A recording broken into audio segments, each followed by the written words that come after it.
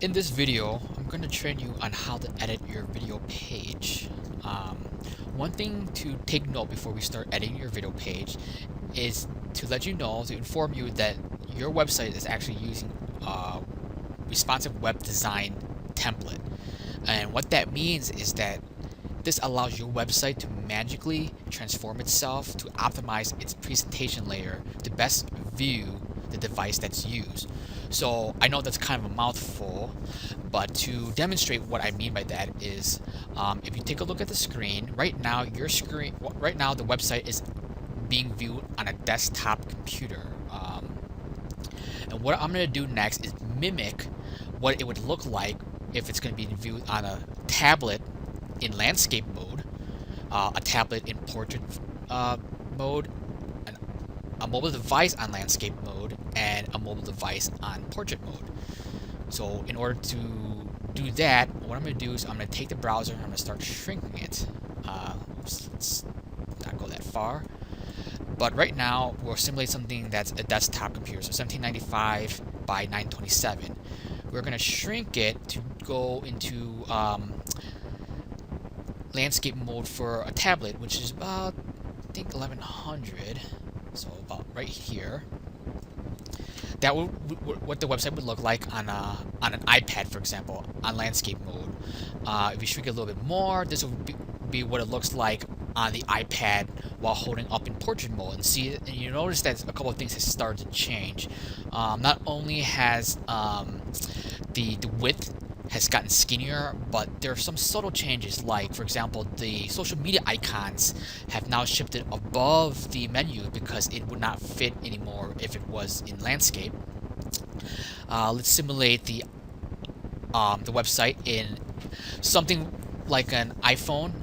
Landscape is what it would look like on an iPhone in landscape.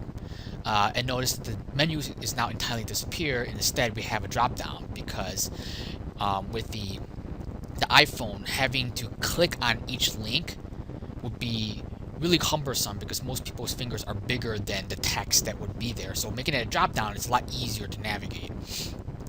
As well as on the iPhone, instead of being a drop down box up here, once you click on that, a little scroll wheel down here would actually appear. And lastly, we'll see what the video or what the page would look like on an iPhone on portrait. And again, everything has now shrunken. Instead of the text, the description of the video being next to it, it has now wrapped around underneath it. So this is what responsive web design means.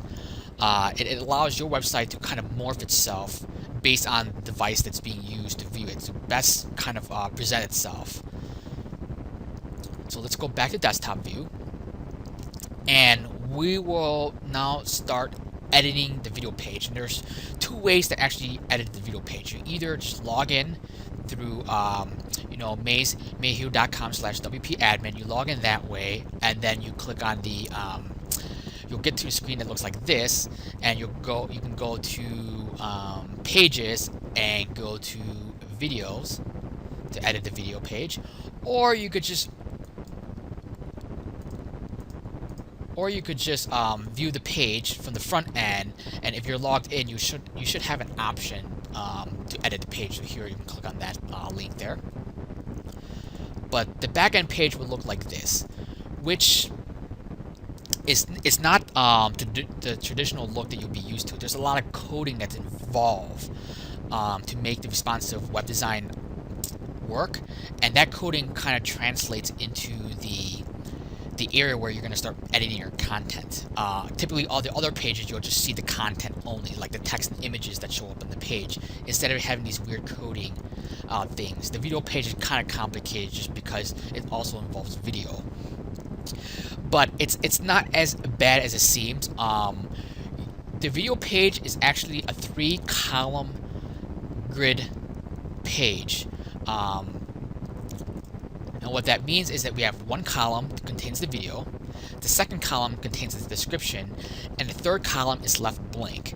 And the reason why the third column is left blank, or why the template designer decided to go with a 3-column fluid design, is because it uses a technology called Twitter Bootstrap. And I'm gonna go on a tangent here a little bit and kind of explain what Twitter Bootstrap is, just so that it makes more sense why the developer that created the template did this. It's not just to make your life hard, but there's a reason for it. Twitter Bootstrap actually has 4 different grid designs. There's the 9 column merged into one block, split by 12 blocks, each single block being this big, or the 3 column block, which closely mimics your page here. 1, 2, 3. There's the 2 block, which doesn't really work, and then there's the one long one. And this is built into Twitter Bootstrap, where if you made the screen smaller, it'll automatically adjust. We're focused on the second column, the second row here. You'll notice how once you get to a certain size, it starts shrinking, and eventually it'll go into a 1 cell.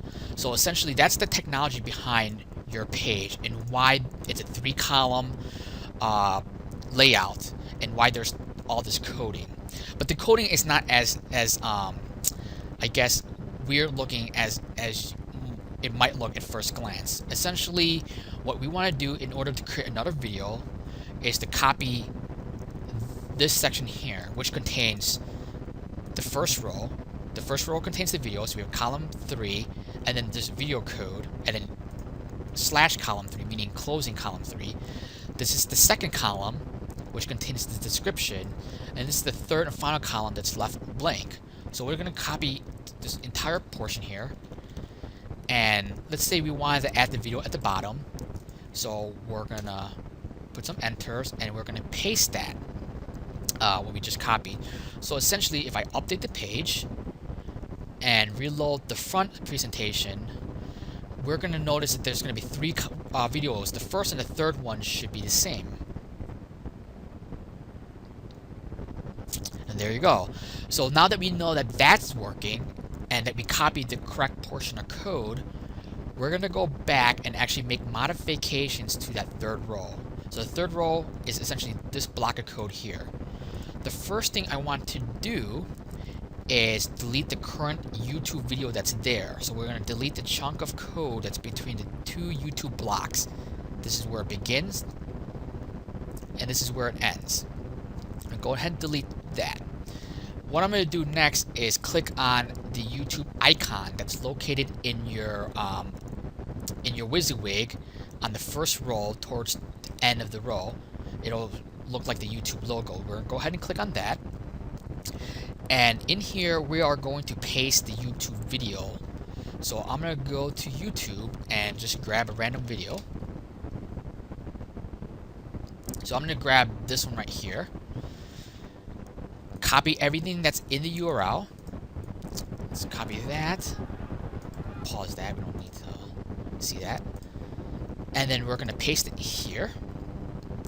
I'm going to try to make it so that it looks as close to the example as possible. The example shows http://www.youtube.com/watch?v equals some random strings. So I'm going to keep all of this part and to keep the random string. But the part where I'm going to cut out is this ampersand featured equals g high rec. And I'm just going to go ahead and delete that. I think if you leave that, it should work fine, but I'm just going to go by what the example shows me. And the dimensions for your page is going to be 250 by 155. I'm going to click OK. So as you can see, there's a new YouTube code block that's been created. Now it's going to contain the video that I just added in. And here is where I can change the description of the video. So I'm just going to write something, new video, and description of the new video. And how this template works is that the third sentence is typically the address to the YouTube video. So I'm just going to copy the address and then just paste it here. Make sure that the code looks similar to all the other codes. Make sure that the syntax is the same. So like this block here should look pretty similar to this block here, aside from the content itself that's different. I'm going to double check and make sure that this is actually the right hyperlink. So I'm going to highlight the entire link and click on this chain icon, and I'm going to paste the URL in there and click on update, and I'm going to update the page and double check the front end. We should have a different video for the third video with some different descriptions. And there you go. And that's how you add a video to your website.